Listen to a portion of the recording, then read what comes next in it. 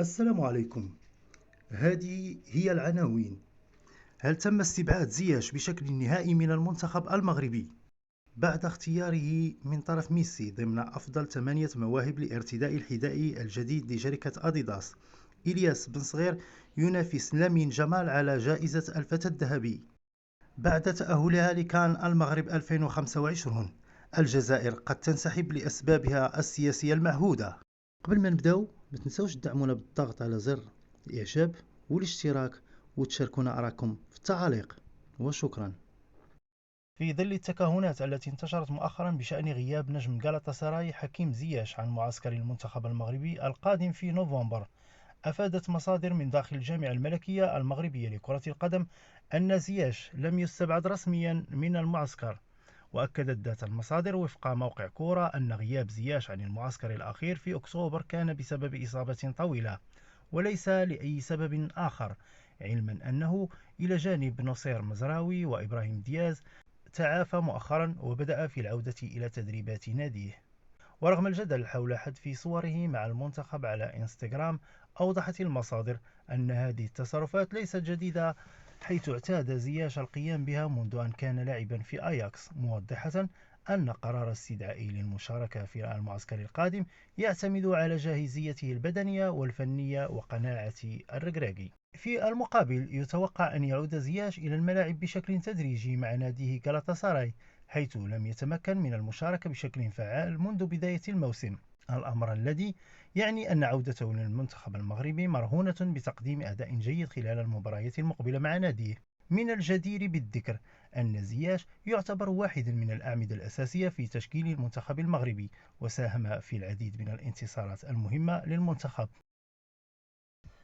تم اختيار الدولي المغربي إلياس بن صغير لاعب نادي موناكو الفرنسي ضمن القائمة النهائية للمرشحين لجائزة الفتى الذهبي 2024، وتضمنت اللائحة 24 لاعبا يتنافسون على هذه الجائزة، من بينهم لامين جمال مهاجم برشلونة والمدافع باو كوبارسي من الفريق نفسه، بالإضافة إلى لاعب ريال مدريد آردا غولار.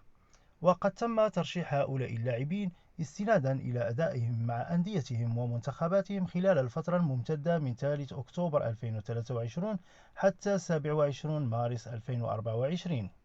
نتمنى التوفيق للمغربي إلياس بن صغير.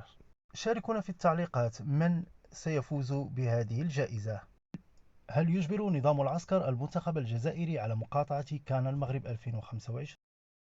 بعد ضمان تأهله لكأس إفريقيا المقررة في المغرب بداية من ديسمبر 2025، بدأت الصحافة الجزائرية مبكرا في الحديث عن احتمال مقاطعة المنتخب الجزائري للبطولة. وزعمت التقارير أن الجزائر تخشى ما وصفته بالاستفزازات المحتملة من الجانب المغربي، خاصة فيما يتعلق باستخدام الجهات المنظمة لخرائط تشمل المغرب وصحراءه. ووفقا لما نشرته وسائل الإعلام الجزائرية، فإن احتمال مقاطعة الجزائر للبطولة يبقى واردا إذا ما طغى الجانب السياسي على الرياضي وفق تعبيرها، أو إذا تمت برمجة مباريات في ملاعب مدن الصحراء المغربية. وأضافت الصحيفة أن كلا الاحتمالين غير مرجح، ووفقا لما نشرته وسائل الإعلام الجزائرية مثل صحيفة لوبسيرفاتوار الجيري، فإن احتمال مقاطعة الجزائر للبطولة يبقى واردا إذا ما طغى الجانب السياسي على الرياضي وفق تعبيرها، أو إذا تمت برمجة مباريات في ملاعب مدن الصحراء المغربية. وأضافت الصحيفة أن كلا الاحتمالين غير مرجح، مشيرة إلى أن الاتحاد الإفريقي لكرة القدم الكاف رفض في وقت سابق طلب المغرب لإدراج ملاعب بالصحراء ضمن قائمة ملاعب بالبطولة حسب زعمها، في حين سيحسم موضوع اعتماد خريطة المملكة قريبا من قبل محكمة التحكيم الرياضية، يضيف ذات المصدر.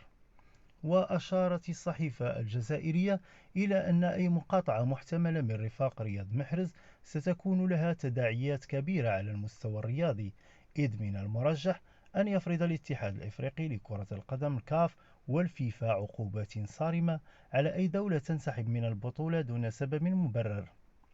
وإلى جانب التداعيات المالية والرياضية، قد يؤدي هذا القرار إلى تشويه صورة الجزائر على الساحة الدولية وفقا لما جاء في التقرير.